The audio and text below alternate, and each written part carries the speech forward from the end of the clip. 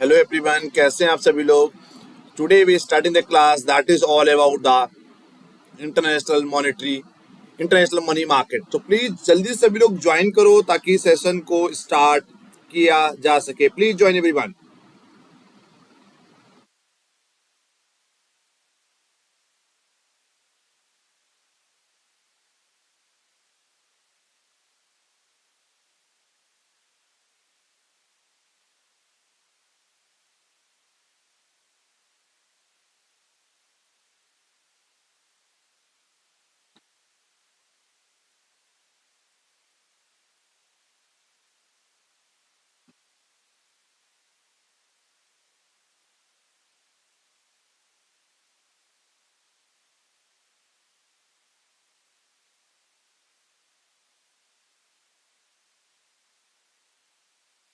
जल्दी से सभी लोग ज्वाइन करिए ताकि सेशन को स्टार्ट कर सके हम लोग।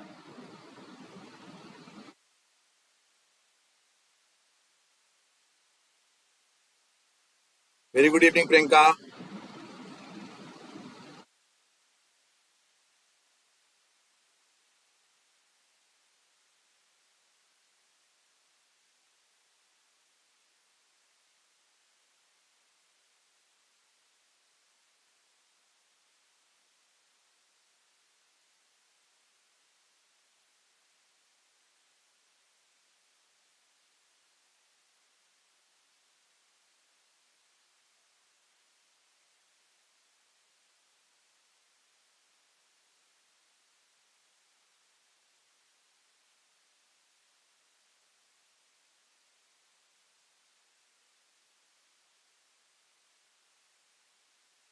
तो once again good evening everyone, कैसे हैं आप सभी लोग। कई दिनों बाद आज क्लास हो रहा है, इसका रेगुलर क्लास होगा। फाइनेंस का मैक्सिमम टॉपिक हम लोग कंप्लीट कर चुके हैं। Capital budgeting, cost of capital, time value of money, dividend policies और बेसिक्स ऑफ फाइनेंस। तो most of the topic we have been covered of financial management. तो आज हम लोग आगे बात करेंगे इंटरनेशनल फाइनेंस के डेरिवेटिव्स और फॉरेन एक्सचेंज पहले कंप्लीट कर चुके हैं हम लोग। तो आज बात करेंगे इंटरनेशनल मनी मार्केट का। अब ये इंटरनेशनल मनी मार्केट क्या होता है, इसको समझिए। International money market is a market where international currency transactions between numerous central bank of the countries are carried on। मतलब इंटरनेशनल मनी मार्केट एक ऐसा मार्केट है जहां पर अंतरराष्ट्रीय करेंसीज के ट्रांजेक्शन्स को हम लोग ट्रेड होता है। where the international currency transactions between numerous central bank of the countries are carried on। तो आपस में जो central bank of the countries है उनके बीच में we are making certain transactions between the international currencies। The transactions are mainly carried out using the gold or US dollar or a base। जैसे पता है कि पूरी दुनिया में सबसे ज्यादा जो एक्सेप्टेंस जिस करेंसी की that is called US dollar. तो इसीलिए हम लोग ट्रांजेक्शन ज्यादा गोल्ड स्टैंडर्ड में करते हैं या तो हम लोग यूएस डॉलर में करते हैं। The basic operations of international money market includes the money borrowed or lent by the government to large financial institutions। The international money market is governed by the transnational monetary transaction policies of various national currencies, and the international money market major responsibility is to handle the currency trading between the countries। देखिए, एक normal जो money market होता है भारत में, उसका main काम क्या होता है। जब भी हम लोग whenever we just want to be raise certain funds, जब मार्केट से पैसा उठाना होता है सरकार को हम लोग, तो मनी मार्केट भी एक जैसे कैपिटल मार्केट हुआ ऐसे मनी मार्केट। तो मनी मार्केट भी एक बहुत बड़ा जरिया होता है, बहुत बड़े एक सोर्सेस होता है मार्केट से फंड रेज करने को। इसी तरीके का इंटरनेशनल मनी मार्केट है जो अंतरराष्ट्रीय मनी मार्केट होता है। इसमें हम लोग कौन मेन होता है, जो central bank of the countries होती है, दुनिया के सारे देशों का सेंट्रल बैंक होता है। जैसे भारत कौन है, आरबीआई, वो लोग मेनली इसमें डील करते हैं। इसका मेन काम यही होता है कहीं ना कहीं, और जितने भी ट्रांजेक्शन होते हैं which is actually dealing in इधर is carried in US dollar और gold. The process of trading a country's currency with another one is known as a forex trading। ये पता ही है आपको, फॉरेन एक्सचेंज ट्रेडिंग बोलते हैं। Unlike share market, the international money market sees very large fund transfer। The pillar of the money market investment are less risky and consequently the return obtained from the investment are less। तो as compare to the stock market से अगर हम लोग बात करेंगे, share market से बात करेंगे, शेयर मार्केट की तुलना में मनी मार्केट हमारा कम रिस्की होता है, बट यहाँ पर बहुत ह्यूज फंड चाहिए होता है। और सीधी सी बात है, अगर आपका रिस्की कम है तो रिटर्न भी हमारा कम होगा। लो रिस्क होगा तो लो रिटर्न होगा। The best and most popular investment method in the international money market is via money market, mutual fund और treasury bills. अगर बात करेंगे what are the features of international money market? It is a wholesale market. The transaction volume is very large.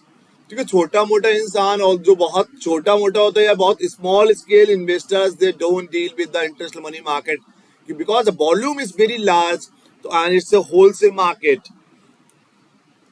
Trading take place over the telephone and offer with written confirmation is done by way of the emails. Again, it's again OTC market. Participants include banks, mutual funds, investment institutions and central banks.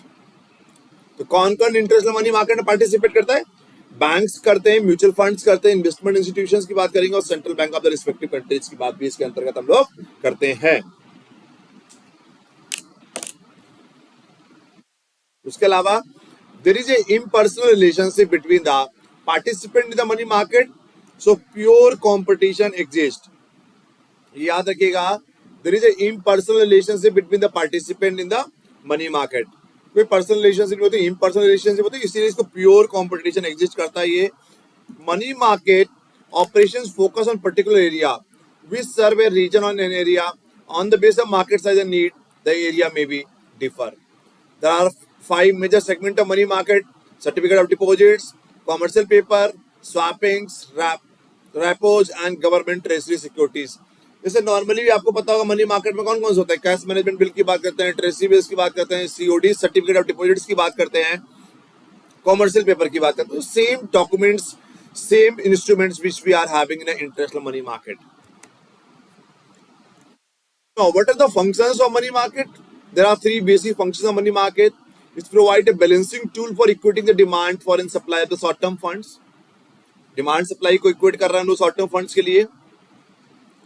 It provides a center for the intervention of central banks for controlling the liquidity and general interest rate level.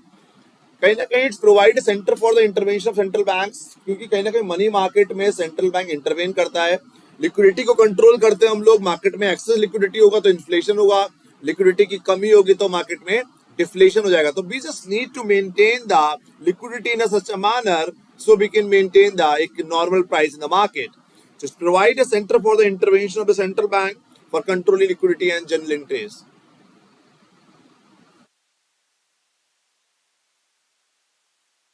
It provides a proper reach to the suppliers and user of short-term funds to fulfill the requirement at a reasonable market clearing prices. Money market plays a vital role in the equating the short-term liquidity imbalances within the country. Indeed, with the help of this market, central bank control ये पहले बात हो चुका है कि हम लोग एक imbalances को maintain करते हैं, short-term liquidity को maintain करते हैं, demand supply को maintain करते हैं, demand and supply of the fund in a short term हम लोग मनी मार्केट के फंक्शन होते हैं. अब इसमें कई सारी चीज होती है. सबसे पहले होता है यूरो करेंसी मार्केट. अभी यूरो करेंसी मार्केट क्या होता है? Europeans wish to hold their asset outside their own country in a currency which is not locally denominated. These investors were driven by twin concerns of avoiding taxes in their own country and protecting themselves against falling value of the domestic currency. Dollar denominated euro bonds but are designated to address these issues. अब ये euro currencies शुरू से European की बात करेंगे, they always wanted to be hold their certain assets outside of the country. मतलब अपनी country के बाहर कुछ एसेट्स को होल्ड करना चाहते थे. Investors were driven by the twin concern of avoiding taxes. उससे टैक्सेस बचता है, अपने कंट्री में नहीं होगा, दूसरी कंट्री में तो उसका अलग टैक्सेस सिस्टम होगा. और कहीं ना कहीं अगर डोमेस्टिक करेंसी अब डाउनफॉल हो रहा है, डेप्रिशिएट हो रहा है, डीवैल्यूड हो रहा है, उससे भी कहीं ना कहीं बेनिफिट उससे ही बचा जा सकता है whenever you are making certain investment in a foreign currency.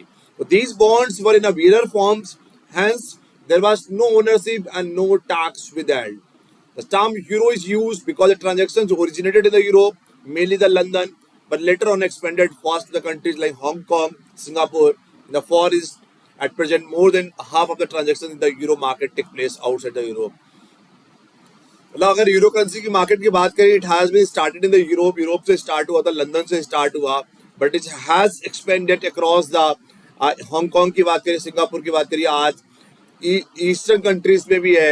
And half of the transaction in the euro market जो भी होते हैं वो आउटसाइड ऑफ द यूरोप होते हैं. The important characteristics of the euro currency market, पहला क्या है, कौन कौन सी कैरेक्टरिस्टिक होती है? It is an international market and it's under the national control. The euro currency market amongst the most important channels for mobilizing and deploying the funds are an international scale. By its very nature, the euro dollar market is outside the direct control of any national monetary policy. It aptly said that dollar deposits in London are outside US control because they are in the London, and outside British control they are in the dollars. तो कहीं ना कहीं देखिए, ये समझिए, जहां पर भी आप यूरो करेंसीज में ट्रेड कर रहे हैं, suppose that you do belongs the Europe, अगर आप बात ट्रेड कर रहे हैं यूएस में, तो कंट्रोल किसका होगा? तो यूएस का कंट्रोल होगा, यूएस डॉलर का कंट्रोल होगा. ये समझने की बात है. वैसे नॉर्मली देखिए, मनी मार्केट हमने क्यों बोला लेस रिस्की क्यों है? जो फॉरेन एक्सचेंज मार्केट होता है उसमें there is no regulatory authorities. Derivative market में there is no regulatory authority, कोई भी उसको रेगुलेट नहीं करता, कोई इंटरवेन नहीं करता. That is the only reason which is very risky as compare to the money market. Second हो गया, it is a short term money market. The deposits in the market range in maturity from 1 day to several months. Interests are paid on all of them. Although some euro dollar deposits have a maturity to over 1 year, euro dollar deposits are predominantly a short term instrument. कुल मिलाकर समझिए, money market हमारा होता ही short term के लिए, maximum duration is all about 1 साल के लिए होता ही है. The euro dollar market is viewed in the most discussions more as a credit market. In marketing dollar bank loan is important accessories to the euro bond market. Third हो गया, euro dollar loans are generally for the short periods. Simple है, 3 months और less. Euro bonds being employed for the longer term loans. The euro bond developed out of the euro dollar market to provide longer term loans that were usual with the euro dollars. The consortium of the banks in issuing the houses usually these bonds. अब पहला था हमारा क्या था? Euro currency market था. दूसरा euro credit market. अब euro credit market क्या होता है? यूरो क्रेडिट क्या होता है? क्रेडिट मतलब उधारी देना है. Euro credit help the flow of capital between countries and the financing of investment at home and abroad. तो यूरो क्रेडिट के तहत हम लोग क्या करते हैं? कैपिटल का फ्लो होता है. We always try to finance certain investment, home में भी, अपने घर में भी, और अब्रॉड में भी जो प्रोजेक्ट चल रहे हैं उनको भी try to finance those project. A major functions of bank is matching surplus units who deposits at the bank with deficit units who borrow from the banks. हम लोग मैच आउट करते हैं कौन पैसा जमा कर रहा है, कौन पैसा मार्केट से बोरो कर रहा है. Being able to do this internationally both across the borders and across currencies improve the both liquidity and efficiency in the market for financing.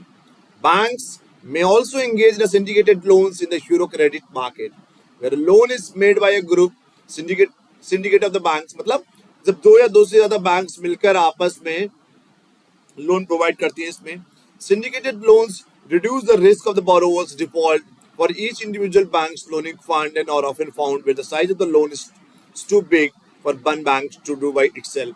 सीधी सी बात है, दो या दो से ज्यादा बैंक आपस में मिलकर लोन दे रही हैं, क्योंकि फंड बहुत बड़ा होता है तो रिस्क भी रिड्यूस होता है, और बोरोवर्स का डिफॉल्ट होने का क्योंकि आप पूरे का पूरा 100 रुपए आप ही दे रहे हो, वो डिफॉल्टर हो गया, तो पूरा रिस्क आप पे हो. बट जहाँ पे 3-4 बैंक का सिंडिकेटेड लोन दे रहे हैं आप, you have a combination of the 3-4 banks and आप equally portions you are giving the loans to the borrowers. तो सीधी सी बात है, रिस्क रिड्यूस होता है.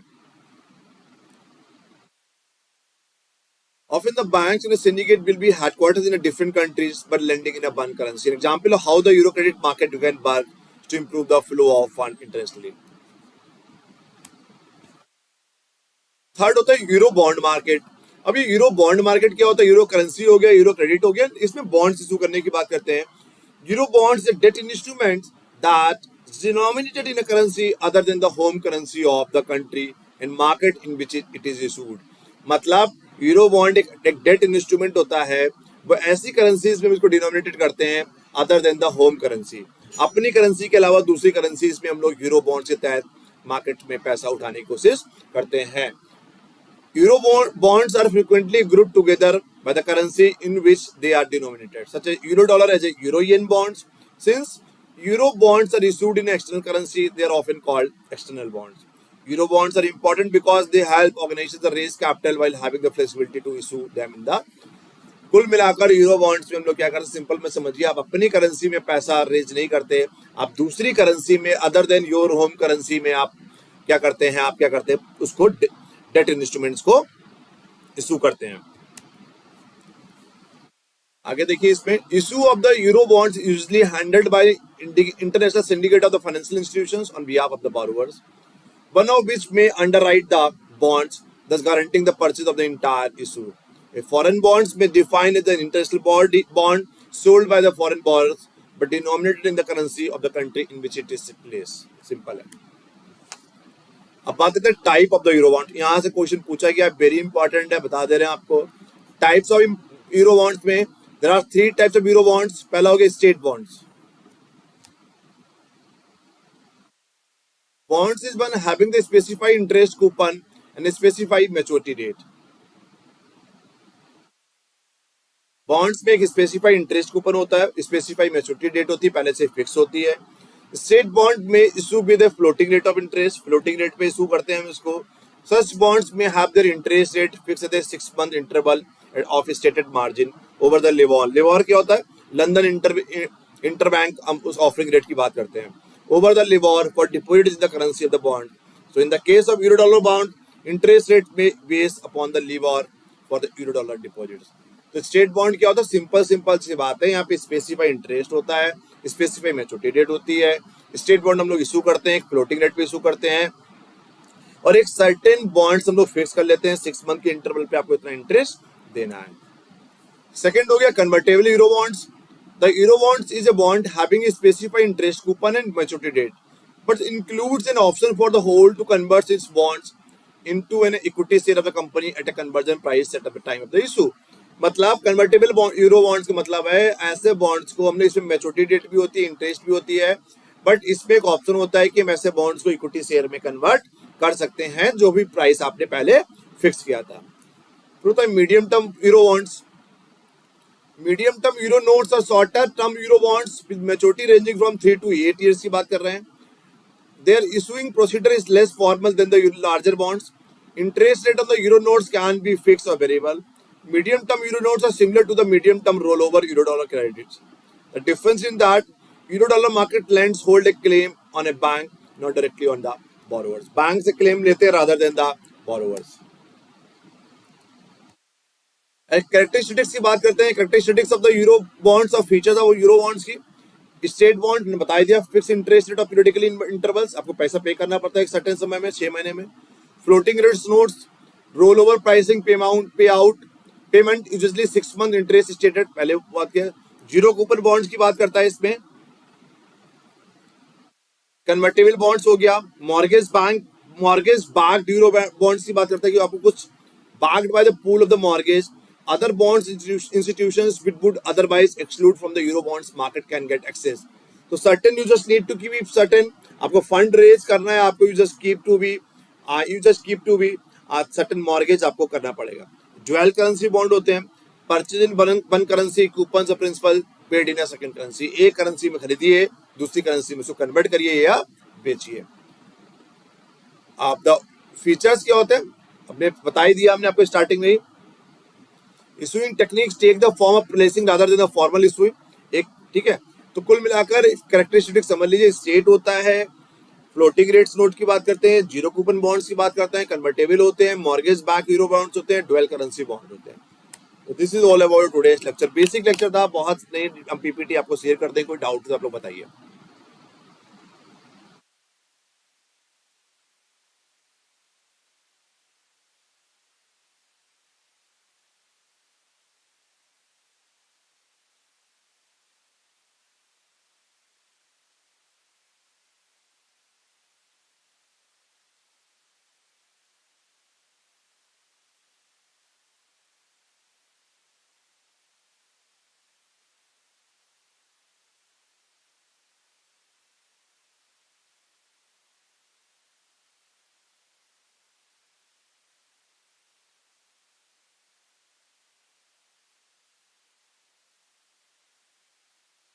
So once again, thank you so much for joining. Goodbye. Take care.